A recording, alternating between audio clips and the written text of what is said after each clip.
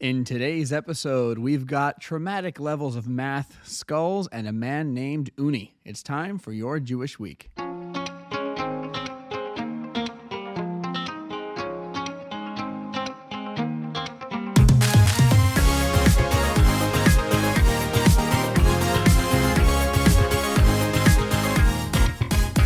Hey everyone, welcome to Your Jewish Week, the podcast for everything Jewish in the week ahead.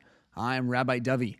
As always, this podcast is produced by Chabad.org and dedicated to all our brothers and sisters in the Holy Land. May Hashem keep them safe from all harm, and may all the hostages finally be freed to return to their families and loved ones. Today is Sunday, the 29th of Nisan, and if you are spending your Shabbat in the wonderful town of Burnt Corn, Alabama, you'll find Shabbat candlelighting coming in at 7:30 p.m. Now, I know what you're thinking. 7:30 candlelighting? That's far too early. I won't be ready in time. Well, not to worry. If you're prepared to forego the wonderful sights of burnt corn, might I interest you in a Shabbat in Nowhere, Oklahoma? Candlelighting there comes in at 8:03, which should give you plenty of time to get ready for Shabbat. But you're still not happy, are you? An extra half hour isn't enough. You want a really laid-back time frame, don't you? Well, in that case, may I suggest planning your Shabbat vacation in beautiful, waterproof Louisiana, where the locals are always friendly and candlelighting comes in at 8:15 p.m. If none of these exotic vacation options suit your fancy, I recommend staying home and finding out halachic times for your location quickly and easily at Chabad.org/times. Starting us off, as always, with the weekly Torah portion. This week we've got a first. Since we started the podcast, a double parsha. And what that is like double parshas. We read two. I feel like that's actually pretty self-explanatory.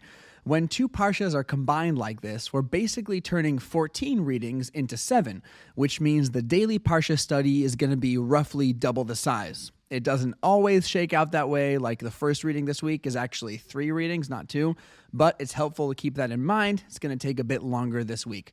First up, we've got Parshas Tazria, opening on Sunday with the laws of childbirth. After a woman gives birth, there is an associated impurity that occurs. We'll discuss the duration of that impure period and the sacrifices that are brought to purify it.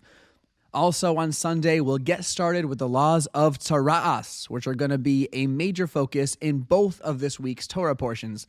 Tzara'as is a spiritual skin affliction that occurs when a person is guilty of particular sins. It's kind of a warning sign from Hashem that they should change their ways. It starts off small, and if the sufferer continues to carry on with his sinful lifestyle, it continues to get progressively more severe. So on Sunday, we'll describe one of the symptoms of tzara'as, which is a white discoloration on the skin. We'll also go over the process of confirming that the discoloration is indeed tzara'as. Monday, we'll discuss some more skin discoloration cases and also cover tzara'as that occurs in a part of the body which is covered by hair, such as the head. Tuesday, we'll discuss tzara'as on a bald spot and a couple other outlier cases. Then we'll get down to what a person afflicted with tzara'as has to do. Once his status is confirmed, he has to leave the camp, or the city, cover his face down to his mouth, and repeatedly shout out that he's impure to caution others from approaching him. Also, he's got to let his hair grow long, which I suppose is its own kind of itchy, uncomfortable affliction. Just to give a bit of depth to this, the primary sin that brings about tzara'as is slandering others.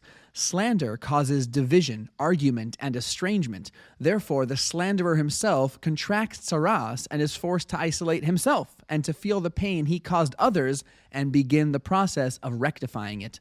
Also on Tuesday, we'll discuss tzara'as that occurs on clothing. We'll continue that discussion into Wednesday when we'll make the jump from Parshas Tazria to Parshas Mitzorah, our second Torah portion for this week. Mitzorah opens up with the purification process after the tzara'as has disappeared. It involves the erstwhile tzara'as sufferer shaving his body, undergoing a purification ritual, and bringing 3 lambs as offerings to the Holy Temple. Now, based on a quick Google search, the average price for a lamb is about $300. Probably more if you want it to be completely without blemish, which is a requirement for sacrifices. So altogether, this is an expensive proposition. That's why on Thursday we'll discuss a lower price alternative if needed, a single lamb and a couple of pigeons. And anybody who's ever been to literally any city anywhere knows that the pigeon market is absurdly oversaturated, so that's a much more economical option. Friday we'll discuss tzara'as that occurs on houses and the purification procedure for that. And going into Shabbat, we'll explore some other kinds of bodily impurities that require purification and atonement.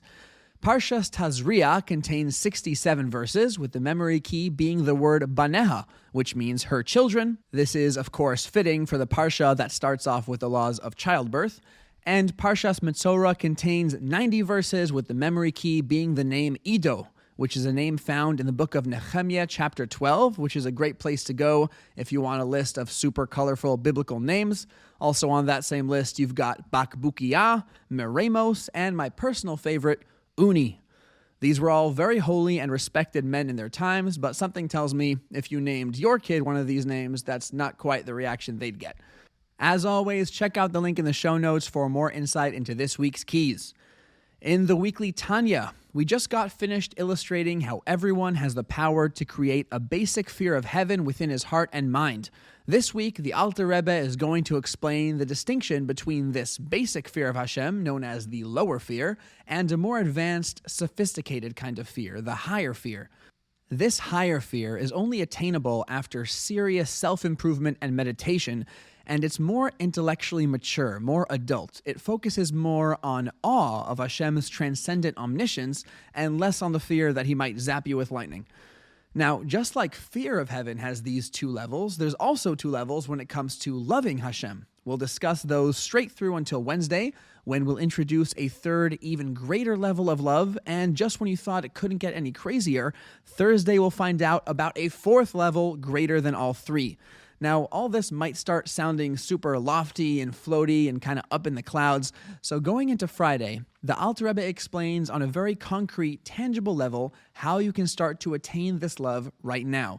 And again, we're going to reiterate a point that we underlined last week. This form of love for Hashem is something that already exists in your soul. You don't need to invent it, you just need to unlock it and become aware of it.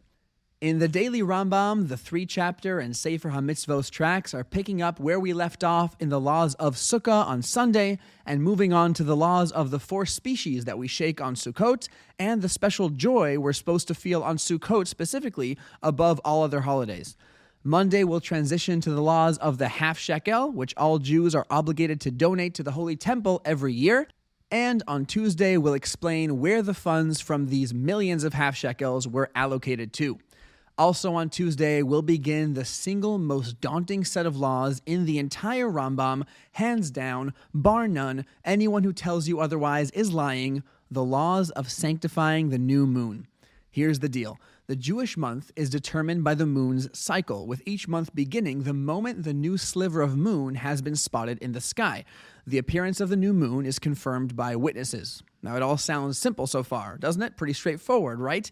I remember when I was as young and naive as you are. And you know what? On Tuesday, it actually will be pretty simple. Wednesday, too. We'll discuss the process of cross-examining the witnesses and declaring the new month. We'll go over a few unusual eventualities, discuss leap years, the 2-day holiday that is observed outside of Israel. It's the calm before the storm, believe me. Thursday, the other shoe drops. Thursday, we face the horror of all horrors, my personal greatest fear, the terror from which there is no escape, math. See, the deal is this. Even though witnesses testified to the new moon appearing, it was still important for the scholars to independently calculate when the moon would appear using astronomical calculations so they could verify the testimony. And the Rambam is going to start to explain very patiently how exactly these calculations work. It starts off with about 4 chapters of just a deeply unhealthy level of math, not like the entry-level stuff that they warn you about in middle school, the high-grade kind that is illegal in some states and frowned upon in polite society.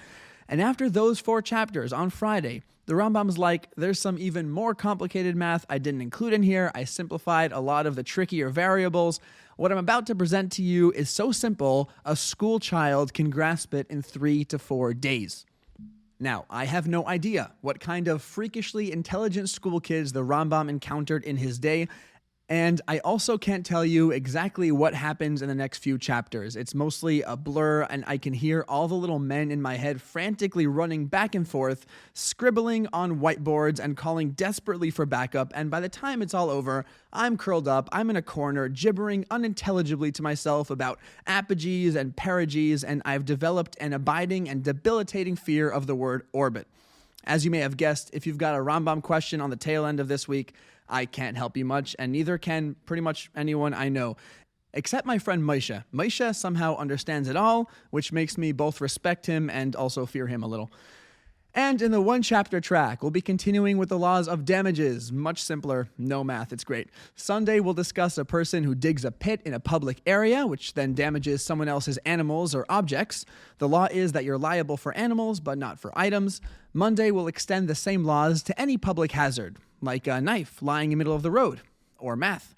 Tuesday, we'll discuss damages caused by a runaway fire, very personal to me as a Californian. And on Tuesday, we'll begin the laws of theft, continuing up until Thursday. Friday, we'll cover the case of a person who damages property in the course of committing a sin that's punishable by death. Because he's being executed, we exempt him from payment. And on Shabbat, we'll learn about a watchman who takes responsibility to safeguard an object, but then steals it and swears that it got lost. As always, if you'd like to learn more about anything you just heard, or if you're ready to join one of the daily study cycles, check out the show notes for links and resources. All right, with the weekly overview done, it's time to take it day by day. First of all, a quick reminder that we'll be doing the daily Omer count every evening, starting with day number 15 on Sunday night. If you've been counting continuously since we started on Passover, you recite the count with a blessing. If you missed a day, continue the count, but without a blessing. For details and resources, check out Chabad.org/Omer, that's Omer. Also, being that we're in the period of Sephira, we observe the mourning practices in memory of Rabbi Akiva's students. We don't hold weddings, cut our hair, or listen to music. Monday, the 13th of Nisan, is the first day of Rosh Chodesh, the head of the month of Iyar. As always, the head of the month is marked by additions in our prayers, the Hallel, Musaf, and a special Torah reading, as well as the Ya'aleh v'Yavo in both our prayers and the grace after meals. It's also a minor holiday, and just as the body is directed by the head of the month sets the tone for how the following month will go, so make it count.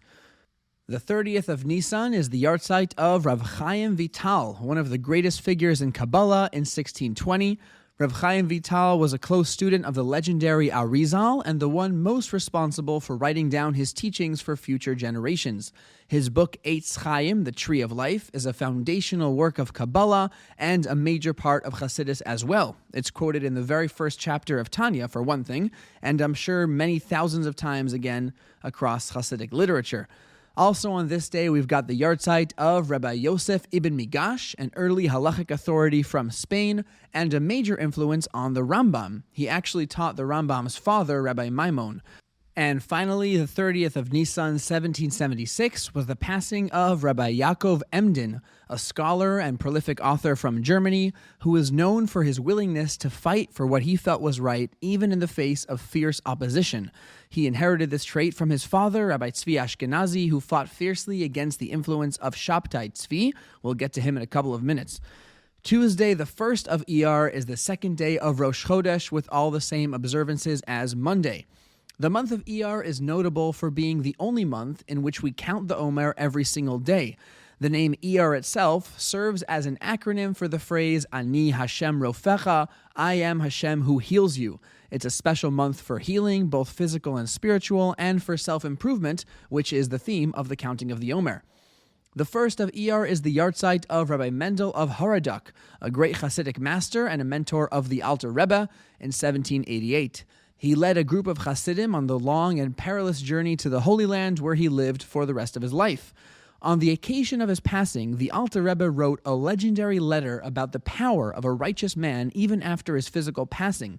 This letter later became part of the Tanya as letter number 27 in Igeres HaKodesh.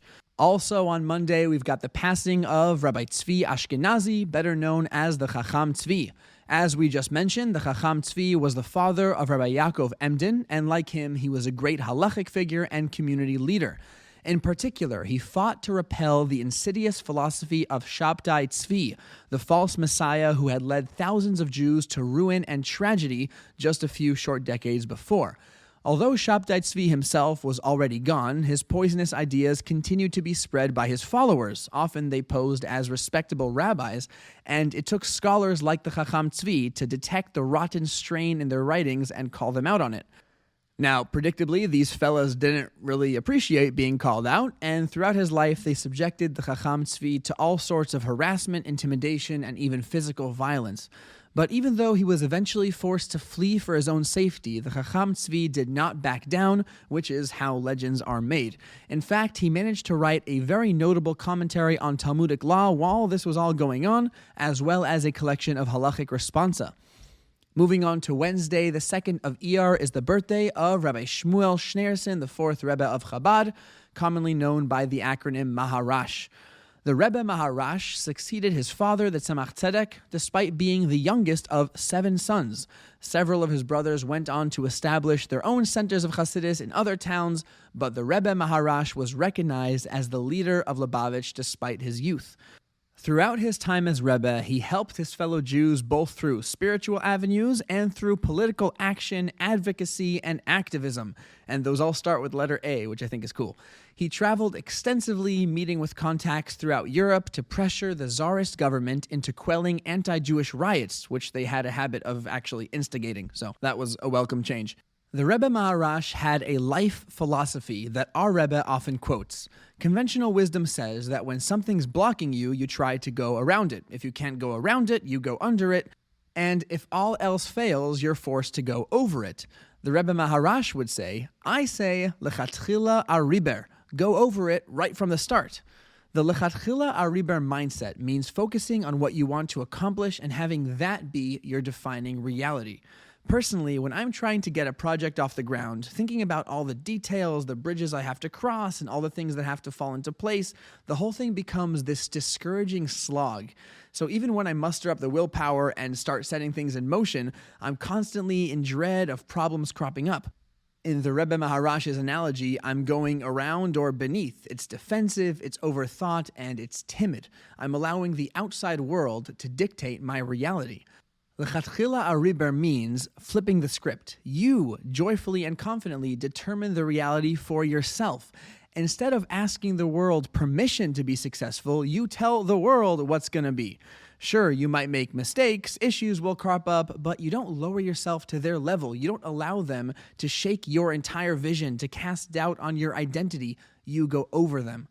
On Wednesday, the birthday of the Rebbe Maharash, think about your goals. On the birthday of a tzaddik, the energy that he embodied is extra accessible. This is the day to adopt a new, joyful, and optimistic attitude and learn to go over the roadblocks instead of beneath them. On Shabbat, the 5th of Iyar, we've got something I wanted to mention last week, but I didn't fit in.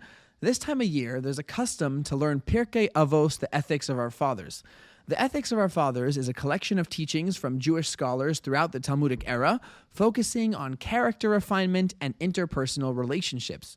There are 5 chapters in the volume, plus an additional collection of teachings on the value of Torah, which became a kind of 6th chapter.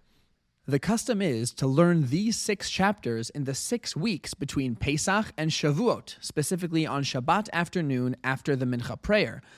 After the Exodus, our ancestors spent these 6 weeks refining themselves in preparation for the giving of the Torah.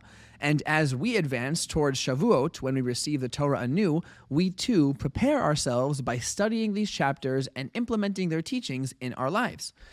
Just as a side note, Chabad custom is to actually continue the weekly study schedule all the way through the summer until Rosh Hashanah. This Shabbat, we'll be studying the 2nd chapter, which has some fantastic stuff. I mean, Pirkei Avos doesn't need my advertising, but just on a personal level, I'm going to recommend you take a look. It's very deep, very wise, and also just downright cool, I'm not going to lie. There's one particular story that recounts how the great sage Hillel once came across a skull floating in a stream, and he started speaking to it. I mean, first of all, right off the bat, how darkly dramatic is that? I love it. Anyway, Hillel, as a great tzaddik, was able to perceive the skull's past by divine inspiration. So here's what he said to the skull. Because you drowned others, You yourself were drowned, and in the end, those who drowned you will themselves be drowned. It's succinct, it's visual, it's got this kind of gothic sense of scope, and it's a penetrating commentary on how Hashem always ensures that justice will be served, even when the world seems so random and unfair and chaotic.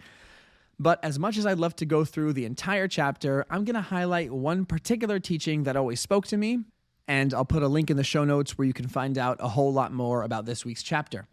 In the very first Mishnah this week, Rabbi Yehuda Hanassi says the following: "Look at these three things and you will never come to sin. Know that above you there is an eye that sees, an ear that hears, and that all your deeds are written in a book." The way I see it, this teaching makes a very simple point, and that's why I love it so much.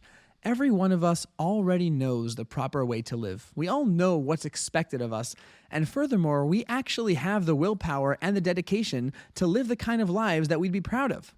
Often, the biggest obstacle to that is just a lack of context, a lack of awareness. We act our best around other people, but when we're alone, we forget that we're constantly in the presence of Hashem. And what I find so incredibly optimistic about this is how simple it is to make that switch, to change perspective. I didn't say it was easy, but it's simple. Like the Alter Rebbe says in this week's Tanya, it's not something we need to invent. It's always within our grasp. It's like when someone gives you a compliment, a real compliment, like the bespoke kind, the personalized kind that really hits home, like really highlights a character trait that you're proud of. If you've ever been lucky enough to receive a real compliment like that, you know that everything changes. You walk straighter, you identify more with that trait. It brings it to the fore. This week, Rabbi Yehuda Hanassi looks at us and tells us, just think about these three things, establish the proper context, and you will unlock the power to literally never sin again for the rest of your entire life. This Shabbat, as we advance along the road of self-refinement, why not take the ethics of our fathers to heart and be the best version of ourselves that we can be in the week ahead?